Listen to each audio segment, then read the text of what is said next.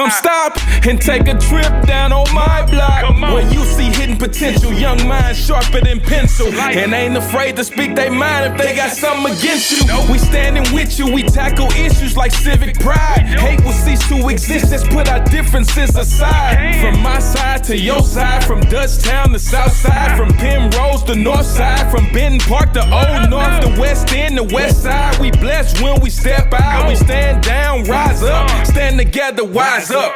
This is StitchCast Studio, produced by St. Louis Story Stitchers in St. Louis, Missouri. This program is a special edition of StitchCast Studio called The Why of My City, and is funded by Missouri Humanities Coronavirus Aid Relief and Economic Security Act. Funding for this grant is provided by the CARES Act and the National Endowment for the Humanities. They say who that, but you already knew that. That be them story stitches, story stitches, story stitches, story stitches, story stitches. Time resident of University City and Parks Department and author of many books.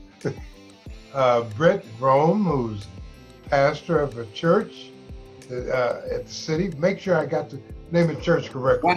One family church. Okay, which is unique. He's a former neighbor. At least they say looking out the window of his house and see my old home. I can see it right now.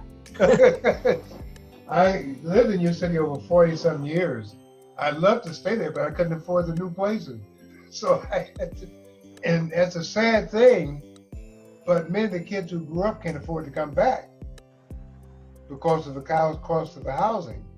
And so it's made some remarkable turnaround. And it's a good story to tell. I've told that story many places I've traveled and spoken to groups, how you had a community that came together to save the community and didn't desert it like some neighborhoods. And I think of things, asking white sometimes where you had, you ran off. Did you lose, So let's talk about U City Loop. That's what we're here today. There's a lot of tales we can talk about all over U City, but we're gonna focus in on the Loop. What do we know about the Loop? How did it get its name? What about it, Esley? You've been around a while. How did that name come about? Well, in the old days with the streetcars, most of the streetcars were designed with driving only at one end. So that meant if they wanted to turn around and go back downtown, they had to turn the whole streetcar around. And that took quite a bit of space. So in University City, there was a loop on the north side of Delmar, east of Kingsland. And the streetcar would turn right there, go down what was Wright at that time. Now it's part of the parking lot, and then turn left on Kingsland and left again on Delmar, and then they could go back downtown. And almost every streetcar had one of those loops. There are actually two loops in Maplewood. There's the Yale Loop and the Sutton Loop, which were two different streetcar lines that turned around. How did it start getting developed? We got this thing, I've seen pictures of a University City garden and roller coasters and everything. And it started, I don't know if that's when it started, the loop, or when did it start? You're a historian. When the streetcar started, it came out to Kingsland primarily because that's where the second streetcar that went the whole way out to Creve Coeur Lake started. There was actually no people living in that part of University City, and even in the west end of the city part of Delmar at that time, but it was worth going out there to make that connection. And many streetcar companies founded amusement parks at the end of the line to encourage people to take the streetcar more often and to go to the end of the line. So the last one was the last amusement park like that was the one out at Chain of Rocks Bridge.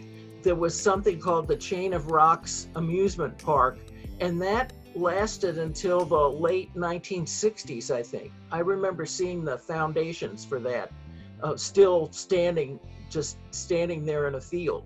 But so the Delmar Garden was originally an amusement park started by the streetcar company, and it had 2 theaters in it. One actually did Shakespeare and kind of high-flown dramas, and the other one did mostly musical comedies. But at the time of the First World War, they couldn't keep going anymore, and that amusement park closed, and Delmar's Garden subdivision was built on that site in 1920. And east of there, between Eastgate and Westgate, there was a race course, the Delmar track, and that was the last race course that actually had horse races in the state of Missouri. It was shut down by the police in 1906, and there never has been another legal race course built in the entire state of Missouri since that time. And so, and the names of the streets refer to the gates that let you into the race course. Eastgate and Westgate. Was that north of Delmar or was that south of Delmar? It was north of Delmar, where Eastgate and Westgate are. Yeah. And I think it went the whole way up to Vernon. But there were quite a few race courses in St. Louis. The most famous one was at Fairgrounds Park, which at that time was a privately owned park. And in the 19th century, there was more attention paid to horse racing in the newspaper than there was to baseball. It was one of the most interested spectator sports. But gradually, at the end of the 19th century and into the 20th century, it was more and more taken over by gambling interests. And so a lot of people thought that it was a blight on society. And one of those people was Governor Folk, F-O-L-K, who was the prosecuting attorney for the city of St. Louis. He tried to shut down the race courses, but the gambling interests in the county were paying off the county police, and they wouldn't shut down. So Folk had himself elected governor of the state and had a state law passed. And then he was able to deputize the St. Louis City Police as state marshals. And they came out and closed down the Delmar track. There were, I think, 47 bookies arrested at that last race. That is the women's convention that was held in St. Louis in University City in 1911. And that's where they established the Women's Republic. And E.G. Lewis had already established the Woman's Magazine, which was, I believe, a weekly. And then he had a daily newspaper also. And so he was very much involved in the women's voting rights movement, as was his wife. And so they used what is now the city council chamber of the magazine building, the present city hall, to hold a national convention. And these are some of the ladies who attended, dressed to the nines, as you can see.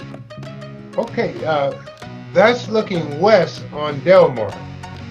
It's looking north, actually, and the sidewalk that they're on was where the printing press building was. It was called the Egyptian Building, and that was torn down to create Shar Emeth Synagogue in 1931.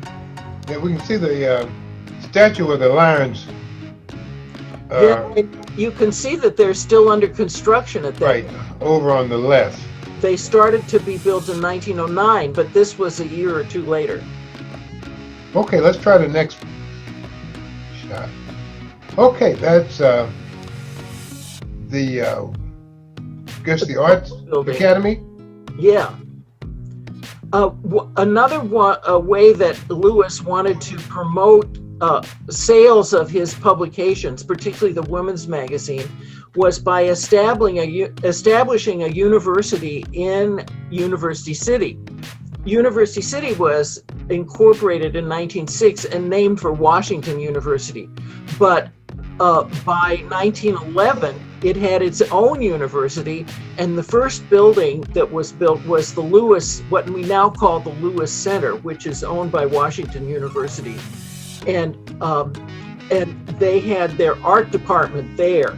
And the art department attracted prominent faculty members, but in particular, the ceramics faculty was nationally known. There was a professor from Sèvres, the famous porcelain manufacturer in Paris, Taxil Doua, and Adelaide Robineau from Syracuse, New York, who was one of the most famous Americans, and several other important pottery sculptors. And today, University City pottery is very expensive and very collectible. We have a beautiful collection of it at the St. Louis Art Museum. Okay, they're the ladies. Oh, yeah. At the studio. Right. I believe the man on the left is E.G. Lewis. Okay, let's move to the next one. Okay, now the spotlight here is on top of City Hall. Right. And Lewis tried to take it all the way to the fair to attract people over to City. Right, and it's still up there and it still works. And they said at the time that it was the most powerful spotlight in the world, but whether it was or not, I don't know. But it still can be turned on. And it's pointing down toward what is now Princeton Avenue in the University Heights #1 neighborhood. That neighborhood was laid out in 1902, but none of the houses had been built. And in this drawing, you can see the streets there. So Lewis created a tent hotel there. He called it the Tent City. And people could stay there in those tents while they were attending the World's Fair. And of course, there were thousands of extra hotel rooms built for the fair, and they were probably full most of the time because of the huge attendance there. That's the printing press for the women's magazine. Thousands of things. I mean, it's a huge press. And so, Brent, you have any questions about this? Where is that printing? Is it, so that was on the high, like second or third floor, or was that in the basement? The press was in the Egyptian building. It's torn down. If you look closely, you can see that there's a skylight on top, and there's Egyptian-style columns around the perimeter of the room. It was a spectacular building, especially on the inside. And this picture was taken at the dedication of the printing press, and the man standing right in front with his hands in front of his dark suit is David R. Francis, who had been the president of the World's Fair Corporation, the Louisiana Purchase Exposition Corporation. And he came to several University City events. This is where they printed their daily newspaper. It was a huge press. Yeah. Huge press. They thought there was another press that was behind City Hall where the police department building is now. Or it was, that's part of that building. And that was a huge building also. That was for the magazine publishing. The building, the Egyptian building, was so spectacular that when Shah Rhiannon bought the building, they thought that they would be able to adapt it as a synagogue. But they found that it was made out of poured concrete and you couldn't move any of the walls or anything else, so they had to take it down. There used to be a tunnel from City Hall over to the building, I heard. Yes, that's right. That must have been a very dangerous intersection there at Delmar and Kingsland, because there were two different streetcar lines converging there, plus all the vehicular traffic. Now I heard the tunnel was still there, but closed off. That's right. They were a little worried that the roof of the tunnel might cave in when they put the streetcar line on top of it, but they had engineers check it out, and it's okay. Where is the entrance and the exit of that tunnel? It would be on the one that I know of is at the northwest corner, where the sidewalk converges at the corner there of Kingsland and Delmar. Okay. And then it would have been on the south side, about where the fountain is now, where the Rain Man fountain. Got it. Wow. Okay, next. My boys will be trying to find the tunnel. Okay, those two pictures are pictures of Delmar, Yeah. which looks totally different now. Well, the apartment buildings are there in the back there. Esley, you may recall, I tried to do some reading. I can't recall when the neighborhood starts changing. You know, there's a synagogue over in the Loop area. In the back, it's a church now, but it used to be a synagogue. Yeah. And no, when Lewis set up the area, he made it race-restricted covenants on it. But things changed, and I'm not quite sure when the first change happened. Well, it was in the late 40s after the Supreme Court decision. And I can't think of the name of it. It had to do with a man here in the city of St. Louis. Shelley, yeah.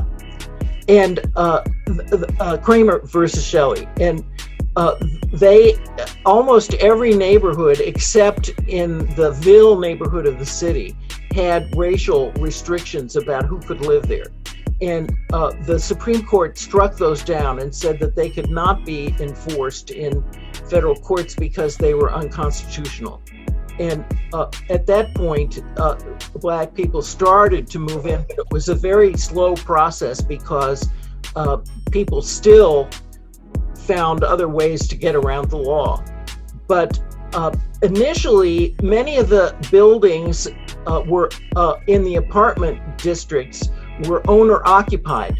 They would be people who had small businesses downtown, and they would invest in one apartment building, and then they would live there themselves. So that made it a very stable neighborhood for many, many years. And by the I would say by the 20s and 30s, it was largely Jewish. And Stanley Elkin has actually written about that. The first Jewish congregation in University City was Shar Emeth in 1931, but there was a conservative congregation in the red brick building that was just east of Skinker on Delmar, a little bit before that. And ironically, by the 1960s, there were no Jewish congregations left in the city of St. Louis. They were all in the county. So the entire Jewish population had moved from the city to the county during that period. And so that's one reason why Central Reform Congregation on Kings Highway was founded, to make sure that there was a Jewish presence in the city. I would say that there's a connection between that and the fact that University City's schools were considered so outstanding, because most of these immigrant Jewish families placed a high value on education for their children. One of the things, I went to a national neighbors conference when I was on New City School Board. One of the things they said, neighborhoods that stayed pretty much integrated had a strong Jewish population, an educated population. Yeah. And that's one of the things that made stabilization of some communities, where many that did not have that element, they saw diversity as a strength rather than a weakness. And so that says a lot. Brent, you're down in that area now. What do the buildings over there look like? Has WashU bought all those out now? Right on around the loop? Yes. Yeah. Well, WashU has purchased a lot of the buildings in the area. I think right now there's a lot of question about how do you value a piece of commercial property, and in the loop now with the current state of COVID and what's going to happen to retail and what's going to happen to movie theaters, and restaurants will probably be around, but I think there's a lot of flux right now. I think there's a lot of uncertainty about where it's going. My family grew up. My father lived, and my grandfather lived just right north of here at Sutter and Edsel. My grandfather planted a church in University City in 1948, and started in his home, and then it became, I think it was called the University City Pentecostal Church at Sutter and Edsel, which then was purchased later by Mount Gideon Baptist Church, and they've expanded on it, but they kept the original structure. What's fascinating, our church is in the Tivoli Theater. We actually hold services in the Tivoli Theater. But when my father was a kid in the 1950s, he would sneak down to the Tivoli Theater. They were kind of old school Pentecostal, where you didn't go to movie theaters and that sort of thing. But he would sneak down to the Tivoli Theater as a teenager on his bicycle and go in and see the movies there as a kid. We're going to get back to your part in modern day. But I was wondering about the homes there. I know the school district didn't have enough students. They started buying up, USU started buying up property. And so they stopped those places there. Now, I know they've sold the former Nathaniel Hawthorne building, and that's become a housing area. And then, of course, they sold the Delmar Harvard Elementary School, and I believe that's their plans to become a hotel there. Well, the population of U City has shrunk so now, as most of the county districts. And St. Louis County has shrunk. And so people are moving further and further away from the metropolitan area. And so we don't have all those schools, the parochial schools that used to be in U City. Christ the King has shrunk. All Saints, which is in the Loop area, has closed. It's closed some time ago, the school. Anyway, but most of the schools, the parochial schools in U City, have pretty much given up the ghost. And there aren't too many left because you don't have kids. I'm quite sure what the enrollment of the city is now. But looking down at the bottom picture is Delmar, I think that's from the top of the City Hall. Yeah, and it's looking east, and you can see what I was saying about the loop was built before the buildings. The area that's the loop, and the bottom picture on the left is full of trees there. It's still kind of countryside. And at the top picture, the loop is on the right, and you can see the building that was formerly Cicero's. It's called the Delmar Building, was built by that time. So that's in the mid-20s. And in the top picture, notice on the left that Delmar Garden neighborhood came right down to Enright. And the first block of those apartment buildings was demolished in the 1960s in an urban renewal project. And that's where that huge parking lot is now. But originally that neighborhood was almost twice as big as it is now. And it was an unusual neighborhood because it had greenways, green parks running down the middle of all but one of the streets. So almost every unit looked out onto green in that neighborhood. It was designed by Henry Wright, who was later a world famous city planner. Also, the building, go ahead. In the lower picture, if you look in the background, the largest building in the back, it's almost black near the top of the picture. That was the first building built there. That was the Park Hotel, which was built in 1902 for the World's Fair. And that's still standing as apartments.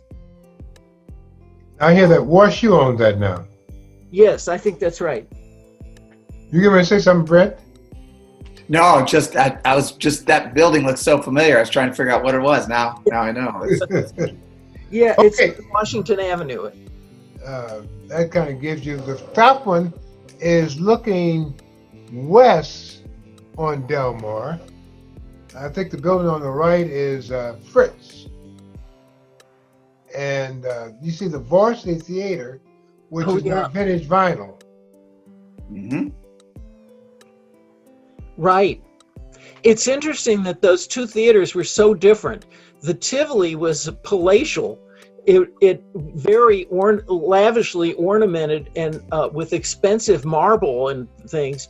And the Varsity was like a shoebox. It was just a box with seats in it, really.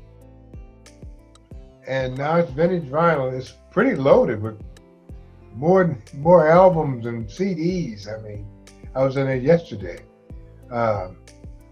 Let's see what else. There used to be 2 grocery stores in the Loop years ago. Yeah. When I moved, they were still there. They're long gone, but there's pretty good sized stores. Can we see the next one? Okay. There we are. So Helen Whistle an upscale clothing store. Mm-hmm. And we don't have that anymore down there. It's more, I guess, boutique shops now. And Esley, you mentioned when I spoke with you, there was an airplane shop down there at one time. In that early picture that showed all the trees, on the right there was a big white wooden building, and that's where one of the Benoist brothers, Benoist, made parts for early biplanes. That's the early kind of 2-passenger airplanes, and that only was there for maybe 5 years. But he was a close friend of Albert Bond Lambert and the Robertson brothers and some of the other aviation pioneers from St. Louis who were leaders in that whole industry. There's a movie theater studio down at one time. Let's see, I think I've got a picture of that. Let's try it again. Let's move. The picture at the bottom of that is where the Blueberry Hill is now. Okay. Yeah. City Hall used to be down on this side of the. Yes. Yeah, that's the fire. Now at the bottom here is the movie place. They have movie, and that's the old library. When I first moved to U City, that was the library I went to see about books and things for the kids, and that stayed there. Up until not too long ago. They just tore it down. Put it in the 90s. It's still standing. It's still standing? That's 630 Trinity. Okay. And, the city has a consultant right now working on new plans for that. You can't recognize it from this picture because this is the east elevation, and there was an addition built onto that, so it's hard to see. But the other side of it, the west side facing Trinity, still has that classical look to it, and it's really a nice addition to our Civic Plaza complex there. This garden was built where the old printing press building had been that I mentioned earlier. That burned in 1937. It was 13 long bays long, and they only rebuilt the end 5 bays, and so that left all this space here where they were able to build this little garden. Yeah, Ackert Walk, and this picture here, I think, is the Kirkwood-Ferguson line.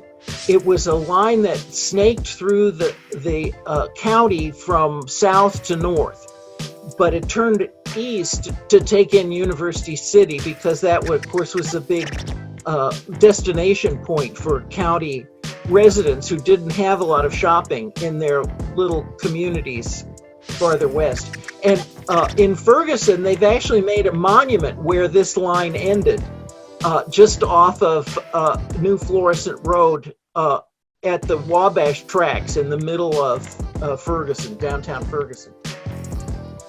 Yeah, I've seen that. Is that going directly north from Delmar where the Chuck Berry statue is? That's right. Okay. That's right behind Fitz, or yeah, right. Sort of. Adjacent to Fitz's, yeah. Fitz's, yeah. Yeah, it's surprising. Like Midland used to be streetcars. It's it's surprising all the streetcars we used to have in New City. Right. You didn't have to have a car, which is why people could live in those apartments. Okay, next. Move up a little. Okay, now we're going to look at today. Now here we are, Brett, your place right down the street there, not too far. Right. We've got a whole set of new shops. And I heard last time I looked at this, there was 100 little shops around. Is that still true, Brett? You know more about that than I do. Yeah, so along that same strip there, there is a florist. There are some boutique women's clothing stores. There's a t-shirt shop, a hat shop, a game store, Wizard's Wagon. It's like games and comics and that kind of thing. Candy store. Then you've got on the other side you got Plowshare, which is a sort of non-profit retail space. There's a place called Avalon Exchange where you exchange clothes and they give you the hip clothes. So yeah, there are just a bunch of little shops up and down Delmar. Now, of course, coffee shops and Meshuggah Cafe and there's a CBD or CBD store. I'm not sure what that is. It's like I can't remember what they call it, but something to help you calm down. Help you calm down? It's something like that. I don't know anything about it. Never been in there, but supposed to have some ointments that'll relax you or something. I'm a pastor. I got to stay away from that stuff. So there's a lot of little shops up and down that street. There's a jewelry store. Silver Lady, yeah. So it's an interesting stretch. Years ago, I remember the Tivoli now is open, but I remember dressing up and coming out to see the movie and got there and I was told I couldn't come in because it was segregated. They hadn't passed a public accommodations at that point. And when was that, Dr. Wright? This was in the 50s. Oh, okay. Around 56, 7, 57, somewhere around there. It was closed. Uh-huh. Yeah. But now it's no longer one theater, it's about 3. So there are 3 theaters in there now. The main theater seats about 450. And then there are 2 side theaters that each seat 150. The main theater is, it's probably not as ornate as it may have been at one point, but it's got a very nice, aesthetic in there. It's very beautiful. It's kind of Art Deco. A lot of arches and rounded ceilings and that sort of thing. And it's absolutely gorgeous. And then, of course, above that, there are 3 floors of commercial office space. And so we have our church in there. So we rent the movie theater on Sundays and hold services. And then we have all of our office space, and then they'll do Sunday school ministry and all that on the 2nd floor on Sundays. Oh. So we've that was a big shift for us because we were looking for space to plant a church, to launch a church, and checked every space in University City, and none of them either wouldn't or couldn't accommodate us for whatever reason. The last place I thought in the world that would open the door to us would be the Tivoli Theater. I just didn't think that was a likely outcome. You got the Rocky Horror Picture Show on Saturday night. I didn't know if they wanted church services on Sunday morning. But we went in there and asked them, and they immediately said, sure, we'll do that. And so we've been in there for 9 years now. So we started with 11 people.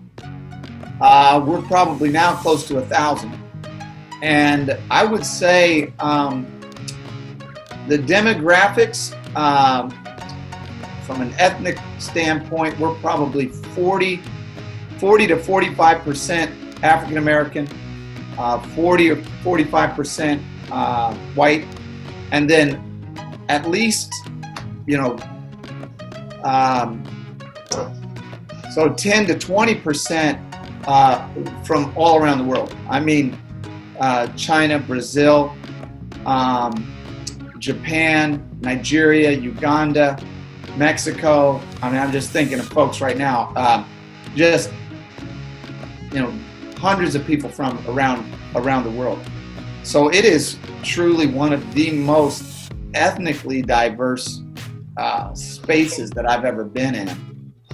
And then, of course, socioeconomically, it's very similar. So you've got professors and PhDs, and then we've got folks with, GEDs and Section 8 housing and ages too. We've got a ton of college students and young folk. We've probably got 150 little kids.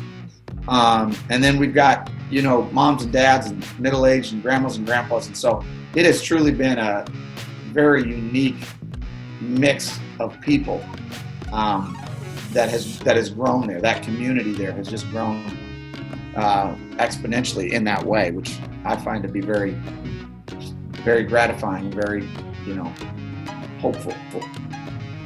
What is about the Loop? It's known all over the country as a special place. Yeah. What makes the Loop special? That's such a great question. I mean, people say, "What about the Loop? You going to the Loop?" Yeah, I'm going to the Loop. What's happening in the Loop? What makes the Loop special? I wonder if somehow or other, how you were talking about some neighborhoods preserving that kind of multi-ethnic, a multicultural environment. I wonder if there isn't something about that is so attractive to people. Like the fact that you can come from, if you're in the city or if you're in West County, you can come to the Delmar Loop. You're going to see all kinds of people. There's excitement. There's, different people from different backgrounds, different walks of life. A lot of young people are there because of the university.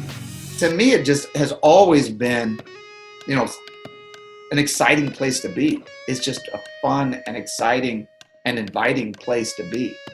So I don't know what combination of elements makes it that way. Because it's not like there's just one thing. Like, they've got the best, hot dogs there or whatever. Like the best donuts. I mean, but it's a feel. There's a feel there that I'm not quite sure how to put my finger on it. But I know that like the folks that come from all over St. Louis to come to, to our church, the One Family Church, a lot of people are from U City, but a lot of people we have people coming as far west as, oh gosh, I can't even remember this. It's past Wildwood. And then we got people coming from Belleville and Edwardsville. I mean, we've got people coming from South City and, but, you get there and then you kind of spill out onto the Loop after service, and there are restaurants and coffee shops and cafes, and there's a sense, maybe there's a hopefulness there where you get a sense of where we could maybe someday, what we could someday grow into. I used to host families who would come in through the World Fairs Council. And one thing, I always took them to the Loop. Yeah.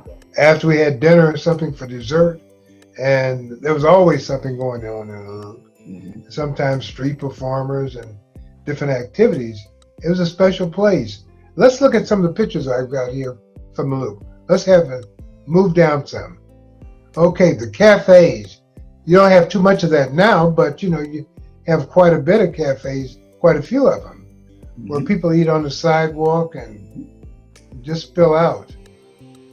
Dr. Wright, I just remember the first time I came back to the Loop after having been away and lived in a lot of different places around the world. I was renting an apartment on Washington because I had gotten a job at a law firm downtown. And so I remember the first night I could hear drumming So I came out of my apartment. I came down on the Delmar Loop. There was a drum circle. There were people walking around. There was just cafes and coffee shops, and just I think there was a place called Brant's that might have been open at that time. And there were just there was just excitement. There was a lot of excitement. Yeah. And I always think that people have a special dress to wear when they go to the Loop. You see people dressed in ways that you would never see in downtown St. Louis. Yeah. Yeah. Yeah. What do you mean by that, Esley? Well, clothing with a little more flair to it, ethnic dress. In fact, you can buy ethnic dress in the Loop. And unusual hats and jewelry. I've always thought somebody should do a photo book of styles in the Loop. Yeah. Because I mean, I'm telling you, you'll have a jewelry maker sitting out on the sidewalk that's doing copper and beads and glass, and and you can buy their stuff and you can wear it, and I mean it does have a style. People they dress to impress, and he really did have a picture in his mind about what he thought the Loop could be. Mm-hmm. And he pursued it. Always has ideas. Yeah. He started the walk, Mm-hmm. Walk of Fame walk, which attracts a lot of attention. Yeah. People come from all around looking at the stars in Yeah. the street. And it's a big thing when he puts another one in the street. It's going down now past Skinker. Right. So one time I know that when U City was sort of a place you didn't want to be in some people's minds, and they didn't want to be associated with the Loop, the pageant's there now, and they even say the pageant's part of the Loop. Yeah. They've made the Loop East, Yep. And so it's growing. I think it's going to go all the way down to the Bolivar. Yeah. I remember one time my family and I were walking down the Loop. This is right before Peacock Diner had gotten started. And we were walking down the Loop, and we were looking in the diner, and I could see Joe was the only person in there, and he was arranging the ceramic peacocks on the shelf, just so, and I thought, well, that's just interesting. This is a guy that owns, buildings up and down the Loop, and he's fixing the details of the peacock. He's got a picture of where he's got a vision. It's one thing. I'll tell you Esley. a story about the Walk of Fame. I had a friend from Switzerland here, and I walked him the whole way up and down the Loop, and we looked at every star. And I said to him, which are the people that are most important to you? And he said, Tennessee Williams and Tina Turner, which was totally unexpected to me. Yeah. I took my boys up and down the Loop one time, and we counted the lions. Oh. And, starting with the lions here at the westernmost part of the Loop. And then my son wanted to include all the lions that were carved into the flower beds, the concrete flowers. So, we ended up with 100 and some lions up and down the Loop. If you look at all the buildings and the little intricate pieces, there's just infinite amount of interesting detail going on, Well, Joe has made the place quite interesting. Mm-hmm. It's a different place. He has a book out, The Loop. You can buy the Walk of Fame book. Some of the stores carry it. They used to anyway. You could buy the book and see a little story of all the people in the Walk of Fame. Mm-hmm. He has the ice sculpture days. And that's a lot of attention. Well, the streets are blocked off. The mannequins, you have the mannequins once a year with the beautiful decorative mannequins that they set up and down the Loop. I don't know if you've ever seen that. They've had the deal where they have pianos, painted pianos up and down the Loop. There are all these different events that they're just unique. You would not, who comes up with that? Like every store decorates their own mannequin. It's interesting about U City, the Loop. when U City was first started, it was a race-restricted city. Only whites could live there. Yeah. And if you black, you had to have a badge or a photo ID to be in the city at night. Mm-hmm. Even if we walk around there, we've gone through some changes to be one of the most racially isolated, like many cities, to one of the most diverse cities in the country now. If you have an educated community, Right. have an educated community, you see diversity as an asset rather than a liability. Right now, we have people who believe diversity is a liability, and we have to remember that racism is a hustle. You got to look at it as a hustle. You keep black folks miserable, white folks scared, and that's how people make money. If you think about it, when Mill Creek was torn down, and they had some place to put blacks. So at the same time, they built subdivisions in North County. And so you frighten whites to move, then you got a place for blacks to live. And so that's how money is made. You know, I lived in Pagedale,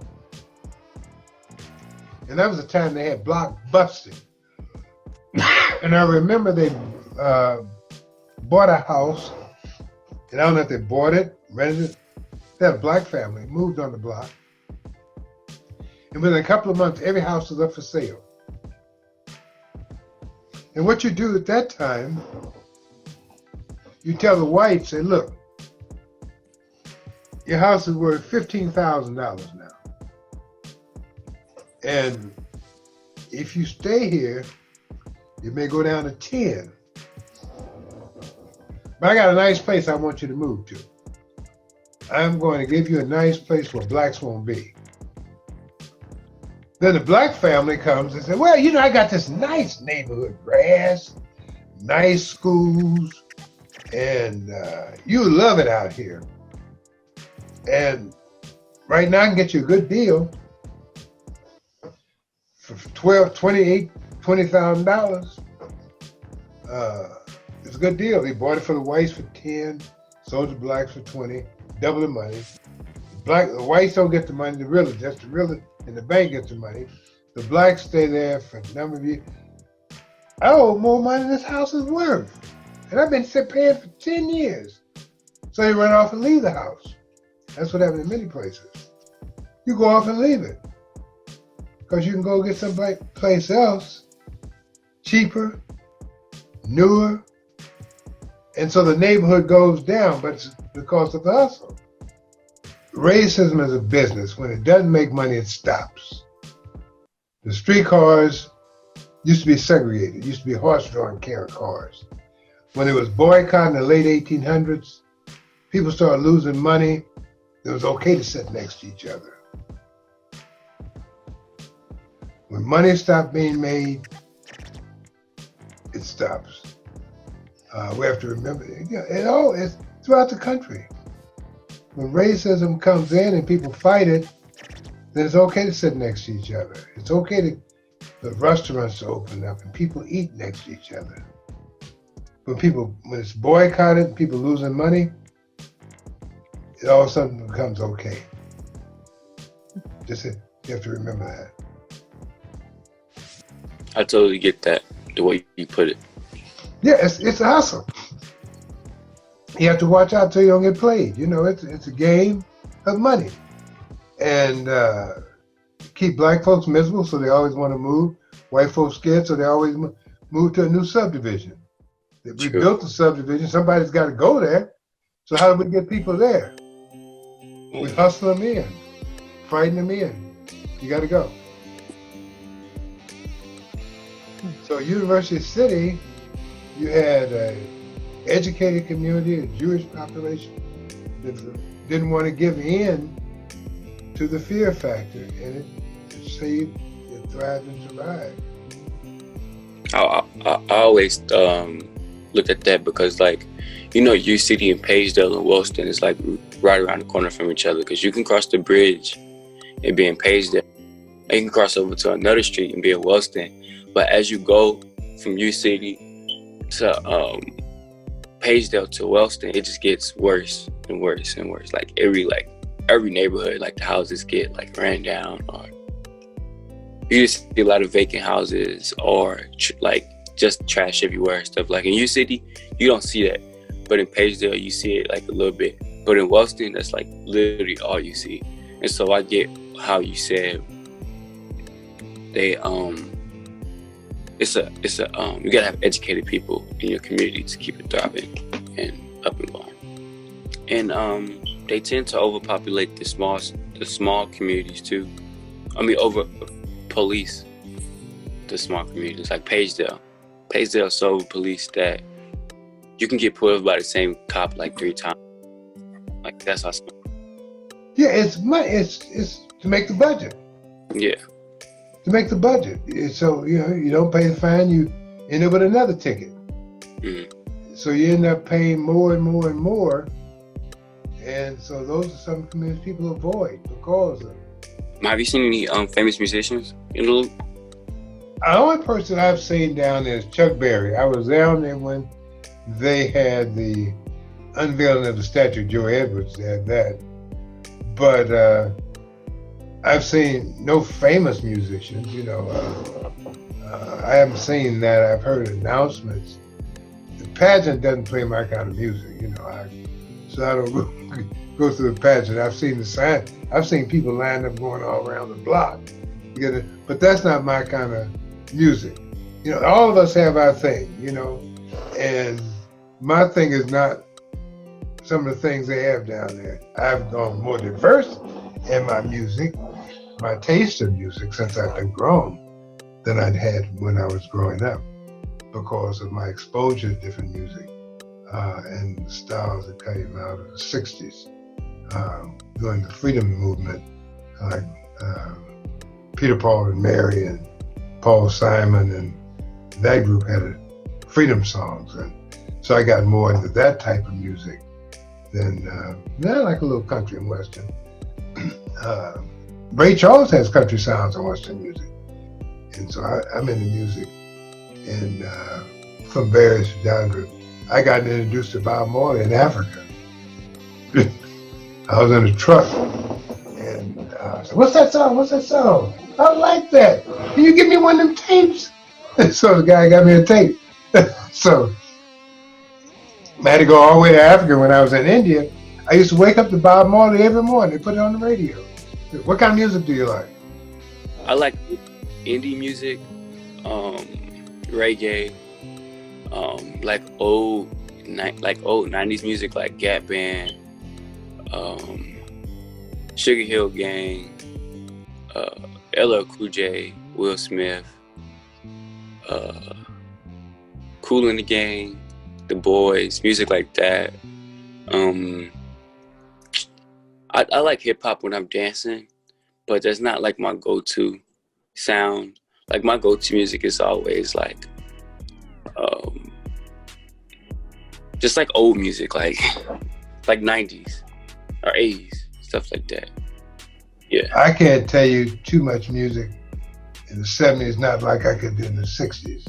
Mm-hmm. When I was in high school, because of Gordy,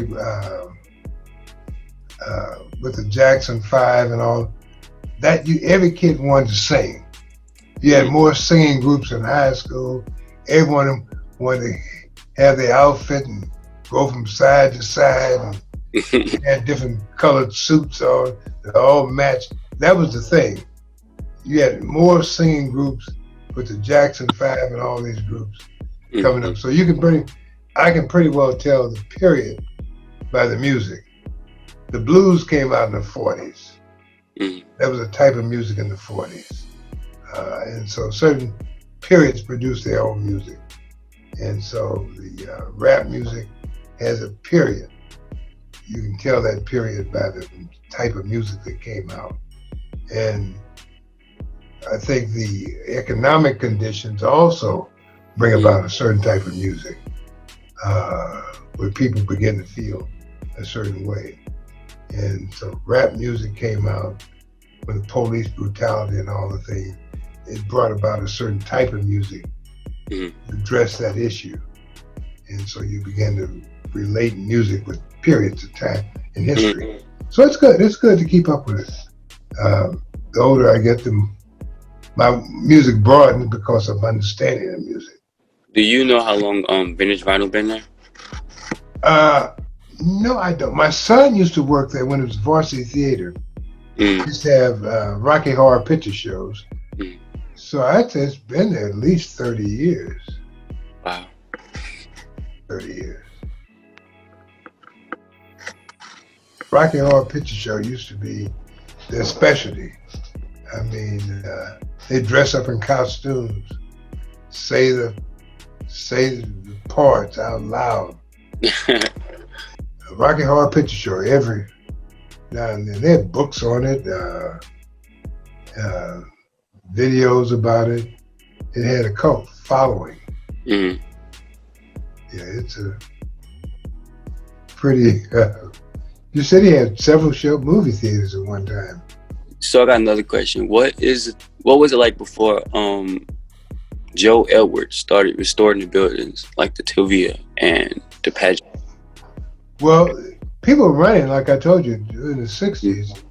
People began to desert the area, feeling like it was going to go to hell. And so Joe invested in the Blueberry Hill, started buying buildings, and then you had others began to come into the area, and things began to settle down in the 80s, and so it began to grow. But in the meantime, I was on the school board. The taxes were low because the property didn't bring hardly any money. It wasn't unusual to have a $1 tax increase.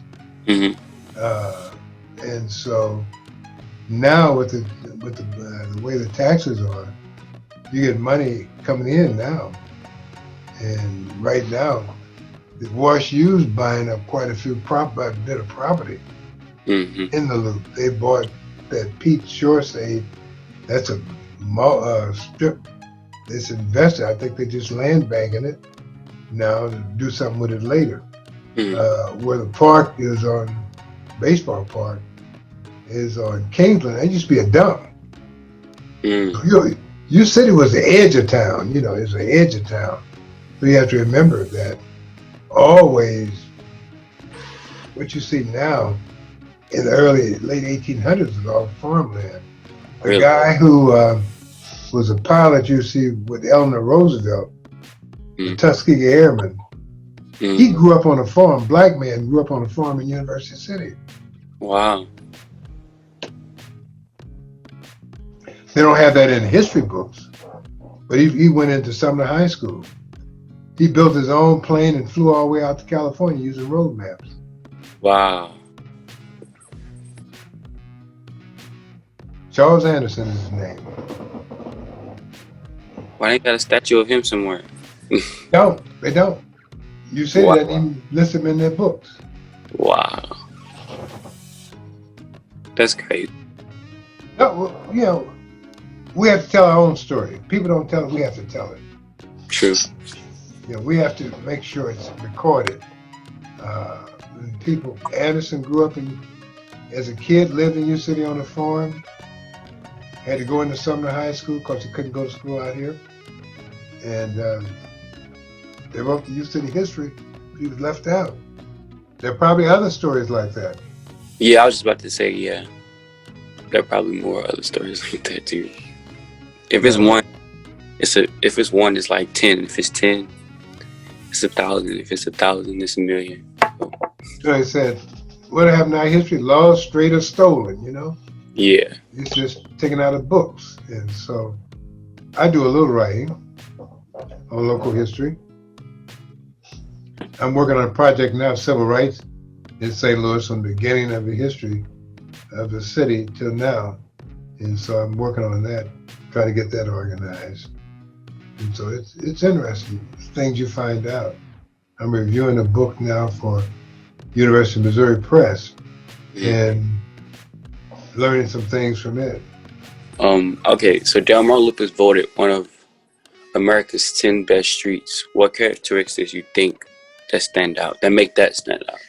I think because of all the shops, variety of shops, the comfort, the people can walk up and down, you get some flavor, international flavor, you know? You have a variety of food you can get on the loop. I'm still looking for a good soul food restaurant, but other than that, it's okay. You got a little of everything there, and so it's good. But I think shops, restaurants, make it within a few blocks. I think that makes it very much desirable place. Yeah, I can see that. Well, I see that. Yeah. It's a lot on one street. My favorite thing to do is, so I live right around the corner from it, so I practically go there like all the time. So I go to the store called Avalon. It sells like clothes, shoes, jewelry, and I like all that stuff, mainly jewelry. So I go to the store a lot. We walk up and down the strip just for nothing, just because. And we either go down there to like dance, just to sit. It's beautiful things down there. Well, around the corner. It's around the corner. Maybe we'll run into each other one day in the loop. We will. This program is a special edition of StitchCast Studio called The Why of My City, and is funded by Missouri Humanities Coronavirus Aid Relief and Economic Security Act. Funding for this grant is provided by the CARES Act and the National Endowment for the Humanities. They say who that, but you already knew that. That be them story stitches, story stitches, story stitches, story stitches, story stitches.